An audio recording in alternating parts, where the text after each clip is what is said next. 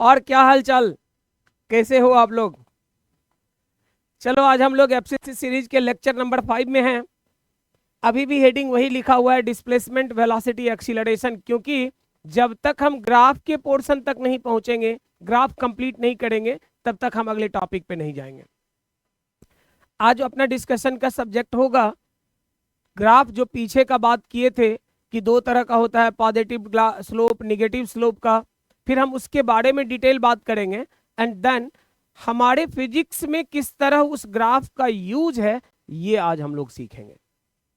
Graph maths का term है, mathematics में पढ़ना है वहां पे, लेकिन हम फिजिक्स में उसको कैसे यूज करेंगे, फिजिक्स में कैसे अपना इफेक्ट वो डालेगा, इन चीजों को डिटेल में आज हम एक्सप्लेन करेंगे आपको। ठीक है, चलो आगे बढ़ते हैं।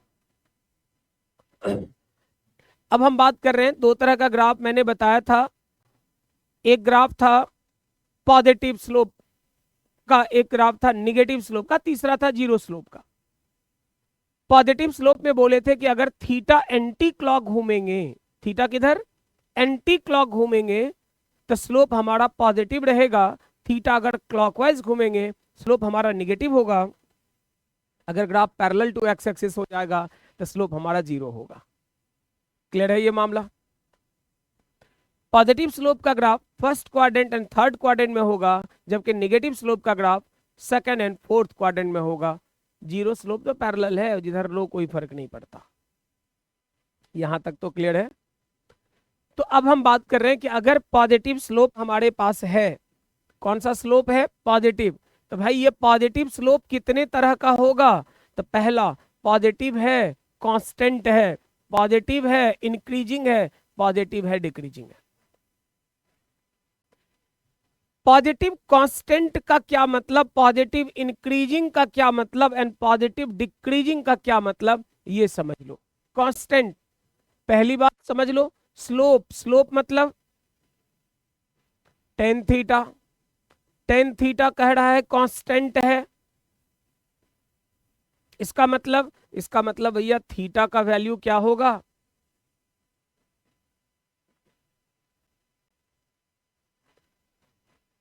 अगर थीटा नहीं बदलता हो, थीटा हमेशा सेम रहता हो, तो हम कुछ और नहीं, उस ग्राफ का नाम क्या बोलेंगे, कांस्टेंट स्लोप का ग्राफ बोलेंगे। थीटा अगर कभी नहीं बदलेगा, इसका मतलब स्लोप का नाम क्या बोलेंगे, तो कांस्टेंट स्लोप का ग्राफ है ये। क्लियर है ये। थीटा का वैल्यू, पॉजिटिव तो पहले से ही बात कर रहे हैं, मतलब फर्स्ट एंड थर्ड क्वाड्रेंट का, लेकिन थीटा नहीं बदलेगा। मतलब एक बार प्लॉट करके देख लेते हैं। ये y है, ये x है। आप देखो, अगर इस तरह का ग्राफ है, आप खुद देख लीजिए, आप यहां एंगल बोलते हो थीटा, यहां बोलते हो थीटा, क्या कभी बदला, अगर नहीं बदल रहा है, इसका मतलब ये कांस्टेंट स्लोप का ग्राफ है। अब उल्टा चलो, अगर कांस्टेंट स्लोप का ग्राफ है, इसका मतलब हुआ कि वो ग्राफ किसी और तरह का नहीं, स्ट्रेट लाइन होगा, inclined at certain angle with x axis. Clear हो गया। चाहे वो बात डिस्प्लेसमेंट टाइम का हो, वेलोसिटी टाइम का हो, एक्सीलरेशन टाइम का हो, मोमेंटम टाइम का हो, किसी का रहे कोई फर्क नहीं पड़ता। स्लोप कांस्टेंट है, मतलब साफ है वो स्ट्रेट लाइन ही होगा, कुछ और नहीं हो सकता। अब आप कह रहे हो कि इंक्रीजिंग स्लोप के बारे में बात करेंगे, कर ले। इंक्रीजिंग, इंक्रीजिंग मतलब स्लोप, स्लोप मतलब टेन थीटा, और आपने कहा ये इंक्रीज कर रहा है भैया, इसका मतलब यही हुआ कि थीटा का वैल्यू, कहोगे क्यों, क्योंकि पॉजिटिव का बात कर रहे हैं, निगेटिव में रहता तो उल्टा होता, आगे चल के बात करेंगे। क्योंकि निगेटिव में बढ़ने को घटना बोलते हैं और घट जाने को बढ़ना बोलेंगे। तो यहाँ पे क्या है, पाथ पॉजिटिव का हो रहा है। पॉजिटिव मतलब 5 is greater than 2, 10 is greater than 5, 15 is greater than 10। इसका मतलब है कि अगर इंक्रीज कर रहा है तो पहले 5 था, 6 हुआ, 7 हुआ, 8 हुआ, 9 हुआ, and so on. Tan theta कहोगे तो कैसे पता चला बढ़ा, जरा सोचो। 10 जीरो डिग्री कितना बोलते हैं, जीरो।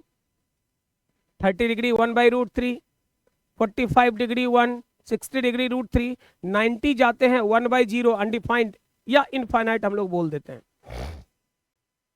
इसका मतलब बड़ा साफ है कि जैसे जैसे आप बढ़ा रहे हो थीटा, लगातार आपका एंगल, ये जैसे जैसे थीटा बढ़ा रहे हो लगातार आपका वैल्यू बढ़ता चला जा रहा है।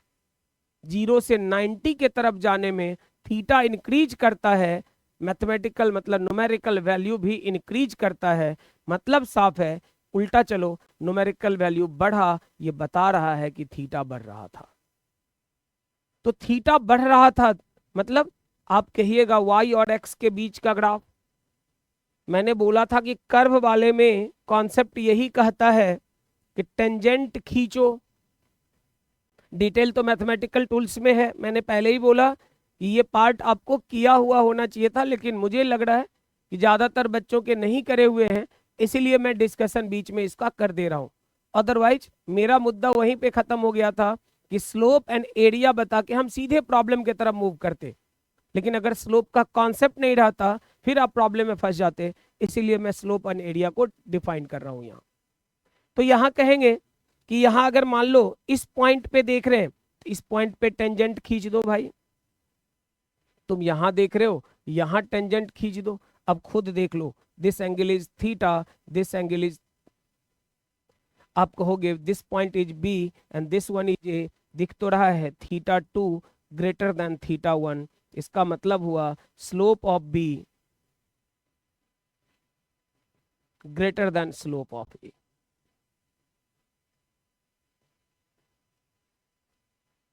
तो इतना कुछ नहीं सोचना है, सीधे सीधे बात याद रखना है कि अगर मान लो स्लोप कांस्टेंट है तो एक्स एक्सिस से कांस्टेंट एंगल, स्लोप इंक्रीजिंग है तो एक्स एक्सिस के साथ ग्राफ लगातार दूर जाता हुआ दिख रहा है। पॉजिटिव में पॉजिटिव स्लोप है, इंक्रीजिंग स्लोप है, तो आप सीधे बोल दोगे कि एक्स एक्सिस से क्या तो दूर जाता हुआ है। क्लियर है? अगर कहोगे डिक्रीजिंग है, डिक्रीजिंग मतलब टेन थीटा का वैल्यू तेरा घट रहा है भाई, मतलब थीटा का वैल्यू घट रहा है तुम्हारा, कहोगे तो अब क्या करें, कुछ मत कर,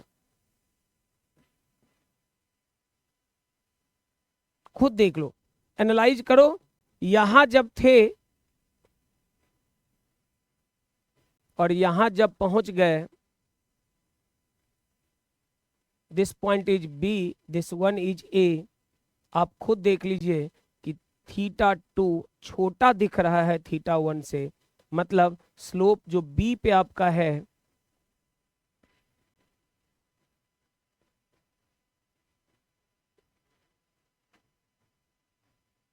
क्योंकि थीटा के घटने से ही स्लोप अगर घट रहा है तो आप कहेंगे बी का स्लोप कम है और ए का स्लोप ज्यादा। क्लियर है? तो पॉजिटिव में तीन केस बना, constant slope, increasing slope, decreasing slope. Constant का मतलब फिक्स एंगल पे निकल गया, इंक्रीजिंग का मतलब ग्राफ एक्स एक्सिस से दूर भागता हुआ गया, डिक्रीजिंग का मतलब ग्राफ एक्स एक्सिस की तरफ झुक गया। एक्स के तरफ झुकने लगा डिक्रीजिंग, एक्स से दूर भागने लगा इंक्रीजिंग, कभी एंगल नहीं बदला कांस्टेंट। क्लियर है? ये आगे बढ़ते हैं। कांस्टेंट, इंक्रीजिंग, डिक्रीजिंग हम लोग देख लिए, तीनों का केस हमने देख लिया है। अब अगर बात करेंगे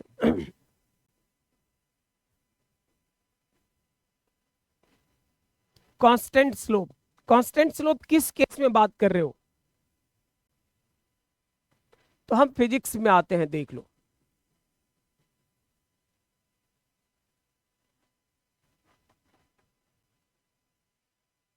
फिजिक्स में आपने लास्ट लेक्चर में बात करा हुआ है कि डिस्प्लेसमेंट एंड टाइम के स्लोप का नाम कुछ और नहीं, क्या कहेंगे, वेलोसिटी बोलेंगे। डिस्प्लेसमेंट एंड टाइम के स्लोप का नाम क्या बोले, वेलोसिटी। इसका मतलब है कि अगर बोला जाए कि डिस्प्लेसमेंट वैरी कर रहा है टाइम के साथ इस तरह का, कहेगा इसके बारे में बताओ कि पार्टिकल का वेलोसिटी कितना है। ध्यान दो, ग्राफ किसका है, डिस्प्लेसमेंट एंड टाइम का। ग्राफ है डिस्प्लेसमेंट एंड टाइम का, वेलोसिटी पूछ रहा है। वेलोसिटी मतलब वेलोसिटी नहीं, वेलोसिटी मतलब स्लोप।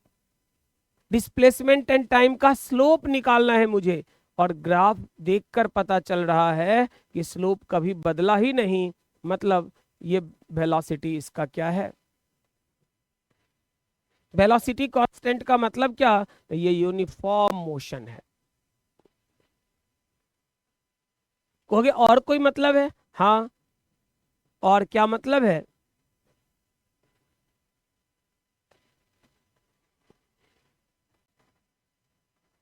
अगर डिस्प्लेसमेंट टाइम का ग्राफ ऐसा है, इसका मतलब वेलोसिटी इसका कांस्टेंट है, कांस्टेंट मतलब यूनिफॉर्म है, और एक्सीलरेशन इसका 0 है। क्लियर है? तुम कहोगे तो वेलोसिटी का ग्राफ खींचा जा सकता है, एकदम खींच सकते हैं हम लोग, ये टाइम, ये वेलोसिटी, आप कह रहे हो। कहोगे एक्सीलरेशन का भी खींच सकते हैं, हाँ भाई, देखना एक्सीलरेशन तुम्हारा कितना, वेलोसिटी कांस्टेंट, कांस्टेंट का मतलब याद करो, कोई भी टर्म अगर कांस्टेंट है इसका मतलब उसका graph parallel to horizontal axis, linear axis होगा। तो एक्स एक्सिस के पैरेलल है, कौन कांस्टेंट है, वेलोसिटी, वेलोसिटी पैरेलल है किसके, टाइम के। एक्सीलरेशन 0, 0 का मतलब टाइम तो बढ़ रहा है लेकिन एक्सीलरेशन नहीं बदल रहा है, मतलब अगर डिस्प्लेसमेंट टाइम का ग्राफ दिया हुआ है, मेरे से पूछा जाएगा वेलोसिटी कांस्टेंट है, एक्सीलरेशन 0 है, कॉरस्पॉन्डिंग ग्राफ सामने है। अगर मान लो प्रॉब्लम ने दिया वेलोसिटी और टाइम का ग्राफ, तो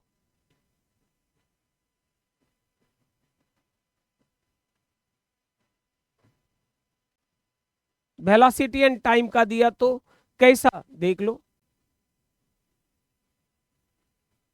कहेगा इस ग्राफ के बारे में कुछ बोलो, वेलोसिटी एंड टाइम का ग्राफ है भाई, कैसा ग्राफ है, स्ट्रेट लाइन है। स्ट्रेट लाइन से क्या पता चला, स्ट्रेट लाइन से जो समझे बता दो, स्ट्रेट लाइन से ये पता चला कि इसका स्लोप जो है ना वो कांस्टेंट है, ठीक बात है। वेलोसिटी और टाइम का स्लोप होता कौन है, एक्सीलरेशन, मतलब इसका एक्सीलरेशन क्या है, कांस्टेंट है। कैसा है, पॉजिटिव है, इसका मतलब है कि वेलोसिटी इसका लगातार बढ़ने वाला है, डिस्प्लेसमेंट भी बढ़ेगा। इक्वेशन कैसे डिराइव करेंगे ये बाद में बात करेंगे उसके विषय में, कि कॉरस्पॉन्डिंग ग्राफ कैसे खींचेंगे, बस इसका मतलब समझना था। मतलब हमने समझ लिया कि एक्सीलरेशन कांस्टेंट है और वेलोसिटी लगातार बढ़ रहा है पार्टिकल का। क्लियर है ये? आगे अगर कहा गया इंक्रीजिंग स्लोप, स्लोप बढ़ रहा है, अभी हम लोगों ने देखा कि स्लोप बढ़ेगा, बढ़ेगा मतलब थीटा बढ़ेगा, थीटा बढ़ेगा मतलब एक्स एक्सिस से दूर के तरफ जाएगा पॉजिटिव वाले में, ये केस देखें। तो अगर मान लो आपसे कहा जाता है कि डिस्प्लेसमेंट एंड टाइम के बीच का ग्राफ तुम्हारा ऐसा है, इसका मतलब समझना है, ग्राफ किसका है, डिस्प्लेसमेंट एंड टाइम का। ग्राफ किसका है, डिस्प्लेसमेंट एंड टाइम का। इस ग्राफ का स्लोप क्या होगा, वेलोसिटी होगा। कैसा होगा ये स्लोप, तो देखने से पता चलता है, अभी कॉन्सेप्ट पढ़े थे कि ये इंक्रीज करने वाला है। इसका मतलब इसके मोशन का टाइप बोलो, वेलोसिटी का बढ़ना क्या बताता है कि वेलोसिटी बढ़ गया, नहीं, एक्सीलरेशन नॉट इक्वल्स 0।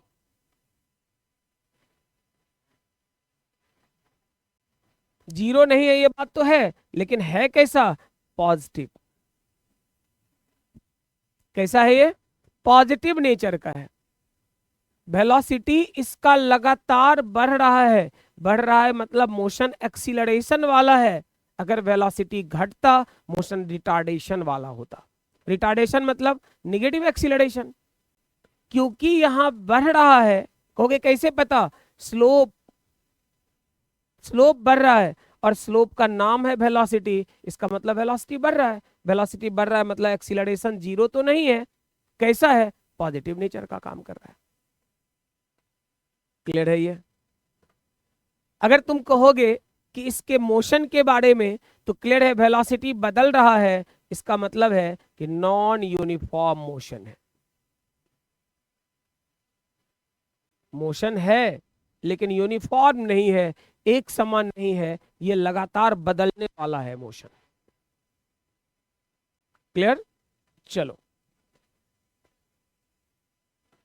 अगर तुम कहोगे वेलोसिटी और टाइम के बीच ऐसा ग्राफ है, तो सर देख ले।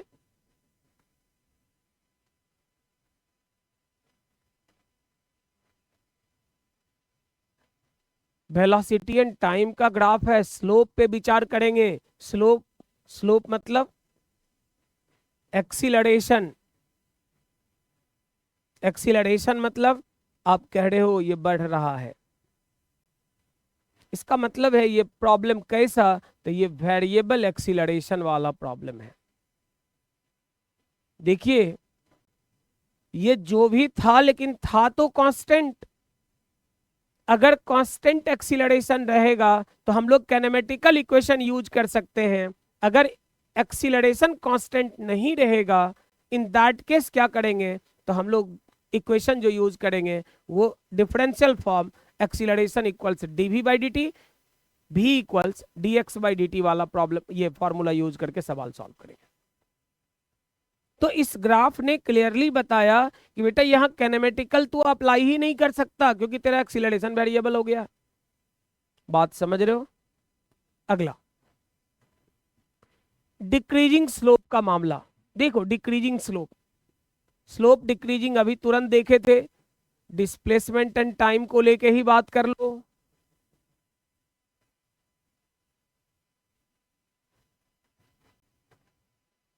अगर डिस्प्लेसमेंट एंड टाइम को लेके बात कर रहे हैं, इस तरह का ग्राफ बना।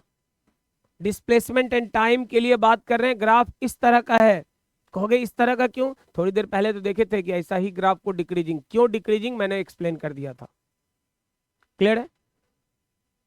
तो भैया डिस्प्लेसमेंट एंड टाइम का ग्राफ है, slope slope slope slope slope मतलब वेलोसिटी, वेलोसिटी मतलब घट रहा है, लेकिन है पॉजिटिव। घटना और बात है, अभी 20 था, 15 हो गया, 12 हो गया, 10 हो गया, 8 हो गया, 6 हो गया, घट रहा है लेकिन है तो पॉजिटिव। तो आप कहोगे स्लोप मतलब वेलोसिटी, वेलोसिटी डिक्रीज कर रहा है लेकिन निगेटिव नहीं है, वो पॉजिटिव है भाई। बढ़िया, लेकिन घट रहा है। घटने का मतलब क्या हुआ? वेलोसिटी घटने का मतलब ये हो गया कि एक्सीलरेशन नॉट इक्वल्स जीरो, लेकिन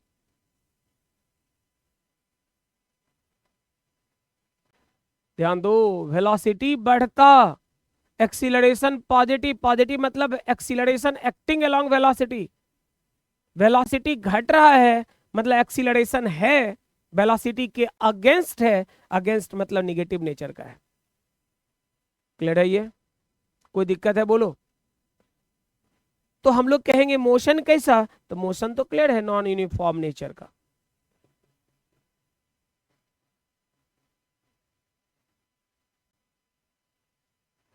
पॉजिटिव एक्सीलरेशन के लिए, निगेटिव एक्सीलरेशन के लिए, दोनों केस हम लोग देख लिए। पॉजिटिव एक्सीलरेशन के लिए डिस्प्लेसमेंट टाइम का ग्राफ टाइम से दूर जाता हुआ है। निगेटिव एक्सीलरेशन मतलब रिटार्डेशन के लिए डिस्प्लेसमेंट टाइम का ग्राफ टाइम के तरफ झुकता हुआ है। क्लियर है ये? आगे अब बात कर लो निगेटिव स्लोप का। कौन से स्लोप का? स्लोप तो अपना है लेकिन पॉजिटिव नहीं है, निगेटिव वाला स्लोप है। निगेटिव स्लोप, निगेटिव स्लोप मतलब,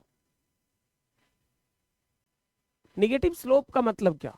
तो निगेटिव स्लोप का मतलब हम लोग देख लिए थे पिछले लेक्चर में कि निगेटिव स्लोप का मतलब हो गया था कि टेन थीटा, इसका मतलब थीटा का डायरेक्शन क्लॉकवाइज था और क्वाड्रेंट सेकंड एंड फोर्थ था। पूरा डिटेल देखने के लिए आप इसके पीछे वाला लेक्चर, लेक्चर नंबर 4 देख लो। पूरा डिटेल उसमें एक्सप्लेन किया हुआ है, कैसे है, कैसे लेते हैं, सब कुछ बता दिए हैं। फिलहाल तो बस इतना ही कि निगेटिव स्लोप का मतलब हो गया कि थीटा क्लॉकवाइज ले रहे हैं, सेकंड एंड फोर्थ क्वाड्रेंट का है, मतलब आप कहोगे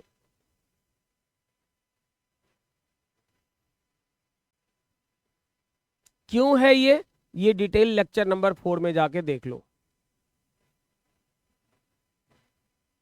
अब ये निगेटिव स्लोप कितने टाइप का होगा, तो यहां भी मामला वही है, कांस्टेंट, इंक्रीजिंग, डिक्रीजिंग।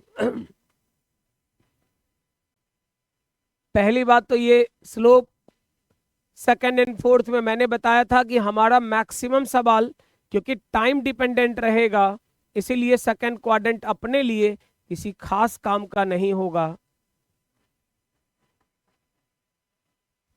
समझ रहे हो बात को? कांस्टेंट क्यों? अभी थोड़ी देर पहले एक्सप्लेन किया, एंगल ही नहीं बदलता है। अब निगेटिव, निगेटिव मतलब फोर्थ में है, एंगल नहीं बदल रहा है, इसका मतलब ये कांस्टेंट स्लोप का ग्राफ है। अब आप कहोगे इसके बारे में कि डिस्प्लेसमेंट टाइम का है, मतलब वेलोसिटी। स्लोप का मतलब क्या? स्लोप मतलब वेलोसिटी। कैसा है भैया? निगेटिव नेचर का है। अगर बात इंक्रीजिंग का करें, यहां सावधानी बरतना।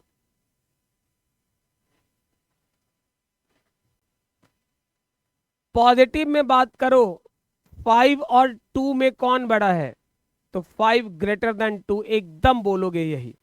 लेकिन बात अगर निगेटिव का हो, -2 एंड -5 में कौन बड़ा है, तो तुरंत हम लोग बोलेंगे -2 ग्रेटर देन 5, -5। इसका मतलब निगेटिव में जो वैल्यू छोटा रहता है उसे हम बड़ा बोलते हैं, और जो बड़ा रहता है उसको छोटा। तो पहले हम छोटा सा वही कॉन्सेप्ट देख लेते हैं। आप कहिएगा -2 ग्रेटर देन -5, एकदम ये बात सही है। लेकिन अगर मॉड ले लें तो आप कहोगे mod of -2 less than mod of, मतलब 2। निगेटिव था तो ठीक था, मैग्नीट्यूड आने के बाद पता चला कि भाई निगेटिव तो पॉजिटिव हो गया, और जैसे ही पॉजिटिव में कन्वर्ट हुआ ये अब बड़ा नहीं, ये छोटा, और ये बड़ा हो गया। तो यहां यही है कि स्लोप का मतलब तुम कह रहे हो टेन थीटा, ठीक है। तुम कह रहे हो इंक्रीज कर रहा है, निगेटिव है, निगेटिव में इंक्रीज कर रहा है, मतलब वैल्यू उसका घट रहा है। अगर हम बात करें कि अगर ये टेन थीटा बढ़ रहा है, तो आप कह सकते हैं इसका मतलब मैग्नीट्यूड ऑफ टेन थीटा क्या हुआ, तो घटने लगा। यहां देख लो ना, हम अगर कहते हैं कि -10, -5, -3, -2 क्या हो रहा है? असेंडिंग ऑर्डर है, इंक्रीज कर रहा है। लेकिन जैसे ही मैग्नीट्यूड लोगे 5, 3, 2, तुरंत बोल दोगे डिसेंडिंग ऑर्डर है, डिक्रीज कर रहा है। तो निगेटिव में वैल्यू बढ़ रहा है, इसका मतलब उसका मैग्नीट्यूड घट रहा है। आप कह रहे हैं टेन थीटा बढ़ रहा है, इसका मतलब मैग्नीट्यूड ऑफ टेन थीटा क्या हो रहा है? घट रहा है। मैग्नीट्यूड ऑफ टेन थीटा घटना ये बता रहा है कि एंगल बढ़ नहीं रहा है, एंगल क्या हो रहा है? तो अगर निगेटिव में जा रहे हैं, फिर रिपीट करें, ध्यान देना कि निगेटिव में जा रहे हैं तो एंगल घटता जाएगा। किसके साथ? एक्स एक्सिस के साथ। हम उसका नाम कौन सा स्लोप बोलेंगे? इंक्रीजिंग। क्लियर है? इसका मतलब ये हुआ एंगल घटता जाए। यार घटने का मतलब क्या? तो घटने का मतलब तो आई थिंक यही था कि अगर एक्स के तरफ आने लगेगा इसको घटना बोले थे, एक्स से दूर जाने को बढ़ना बोले थे। तो जो रूल रेगुलेशन है वही, टेंजेंट ड्रॉ करके देख लो, एक्स के तरफ झुकने लगेगा। रूल के हिसाब से आप कहेंगे कि एंगल घट रहा है, टेन थीटा का वैल्यू घट, मैग्नीट्यूड ऑफ टेन थीटा घट रहा है, लेकिन एक्चुअली टेन थीटा का वैल्यू उस घटने में ही टेन थीटा का वैल्यू क्या हो रहा है? लगातार बढ़ता चला जा रहा है। क्लियर है? इसके लिए डिक्रीजिंग, डिक्रीजिंग का मतलब फिर इसी का उल्टा, डिक्रीजिंग का मतलब क्या, निगेटिव है, घट रहा है। टेन थीटा क्या हो रहा है बच्चा, घट रहा है। इसका मतलब मैग्नीट्यूड ऑफ टेन थीटा क्या होगा, तो बढ़ रहा है। इसका मतलब थीटा क्या हुआ, तो निगेटिव वाले में पूरा खेल उलट जाता है। आप पॉजिटिव वाले में इसको इंक्रीजिंग स्लोप बोल रहे थे, निगेटिव पहुंचने के बाद ये किसका हो गया, डिक्रीजिंग स्लोप का ग्राफ हो गया। क्लियर है ये, अरे सही है। आगे हम लोग एक बार समरी ले लेते हैं फिर।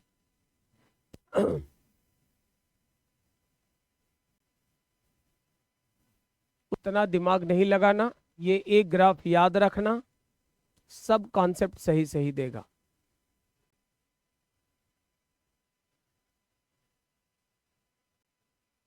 देख लो,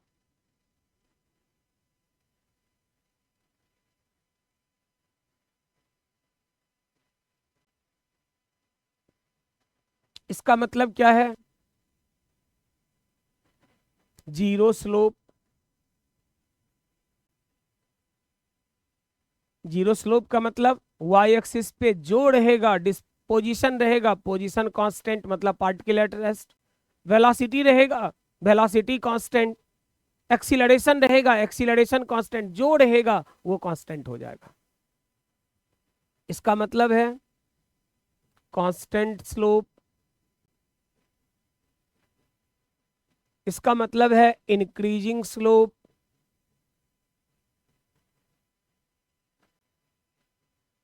इसका मतलब है डिक्रीजिंग स्लोप।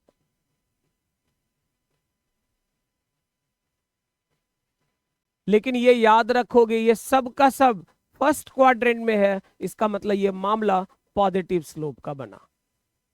क्लियर है। इधर आके सोचते हैं इसके बारे में, ये क्या है,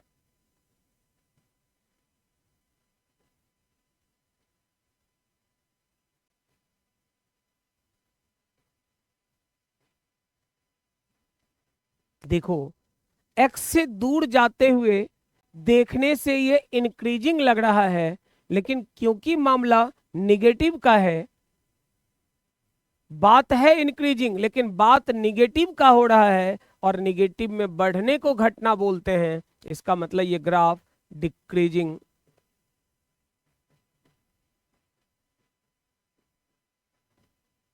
कहोगे ये किसका है, तो क्लियर है ये कांस्टेंट का है।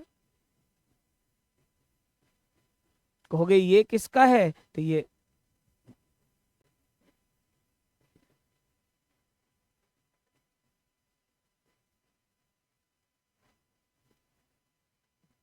क्लियर हो गया।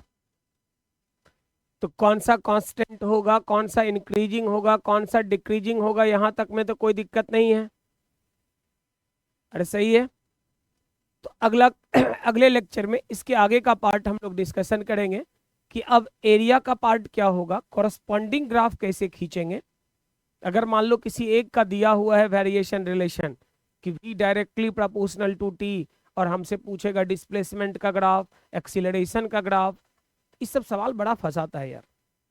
तो ये सब चीज अगले लेक्चर में हम लोग क्लियर करेंगे कि हम कैसे उसको सॉल्व करेंगे, मतलब एक ग्राफ से दूसरा ग्राफ कैसे प्लॉट करोगे, ये एक्सप्लेनेशन नेक्स्ट लेक्चर में होगा। चलो।